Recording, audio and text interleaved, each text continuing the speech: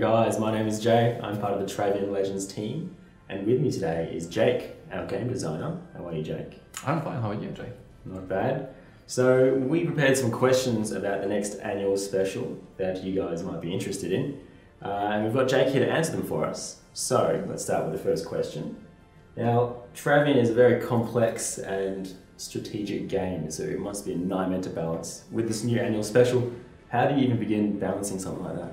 Yeah, one part is, it's not even so much hell, because if you have a new project, you need to come up with everything. With Travian Legends, we have a pretty solid balancing.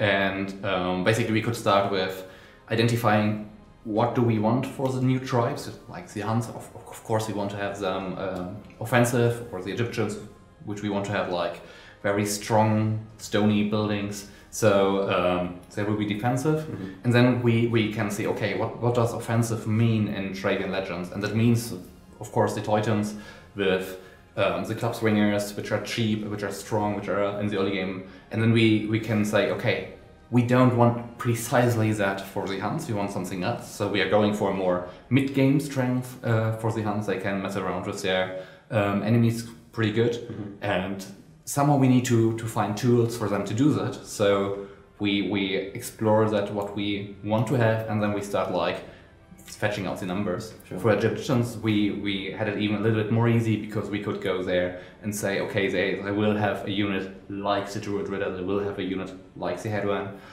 So we just need to tweak these numbers to fit their the Egyptian style of play, which is very resource heavy. They have way more resources at their dispense than all the other tribes. So of course their units will be a little bit more expensive. And then we could go step by step, like seeing how we want to go there. For the Egyptians this was quite hard, because they have so many defensive units, but we don't have so many defensive values, so that we needed to come up with something else. And with the militia unit we found something for that. So in the very end we had many meetings, many discussions about it, and then decided, okay, that's our release candidate, that's what we want to have for the numbers for the start. Let's put this out to the community, see what they are saying, because if we completely screwed up, they will tell us, of course.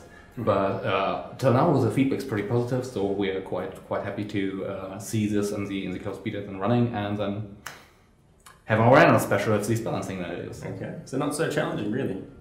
Well, it was challenging, but what I would say is that if you start from a blank paper, you really have to invest so much more time and creativity going in some direction. You need to identify how should the mechanic work. That's all defined already with Travian Legends. Okay. So it's more like understanding how does the existing stuff work instead of creating new stuff.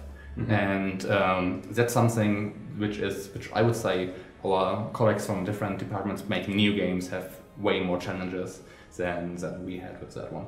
Don't get me wrong, it still was a challenge. Okay, yeah, sure. But I say there are harder jobs out there. Alright, fair enough. Alright, so second question. So the classic tribes have their own kind of niche gameplay style. So what would be the main difference in the Huns, for example, in sort of a certain type of niche for the style of gameplay? Yeah, well, the Huns have a very mid-game-ish optimized playstyle. They don't have the strong units like the Teutons and the very start. They need to survive the first few days with something else. They have a more like a defensive unit at tier 1, so they will be way more mid-game than the Teutons, and that will also their niche. So they are able to harass other players during the mid-game, so that they don't reach the end game. In the end game, the other tribes will exceed them a bit. I mean, if you're going for an offensive goal, then of course the Huns will be better at the end game. But if you really want to max it out with the Teutons, a Hun strategy will be to harass you so that you never reach this part of the end game, so that they can be victorious. So that's the niche of the Huns. Right, so like mid-game, that's where they sort of really run the show. That's where they excel. Right, okay. So, next up, Egyptians. So what's the difference with them? Yeah, for the Egyptians, their niche is just be rich. It's like The rich ones. they have the hero has a resource boost. So instead of the usual resources the hero produces, the Egyptian hero produces double amount. So basically, what it means is from the very get-go, from the very first day, they already have an advantage in resources. Once they reach Oasis, they can have their special building, which allows them to increase the production bonus Oasis give. And if they build up to level 20, this bonus will be doubled. So it's plus 100% basically. And this means that a 150% cropper will be a 300% cropper, and that's nothing any other tribe can achieve. It's huge. That's really huge. Yeah. And that's also their niche. So their troops are not really cost efficient. They are not the best troops they have. They're like a mediocre. They're well fed. Yeah, that's true. that's especially true. And that means that they just need to beat the shit out of numbers. Because in the very end, it is like, hey, 1,000 of mine against 1,000 of you, you win. But I don't have 1,000. I have like 5,000, so I win.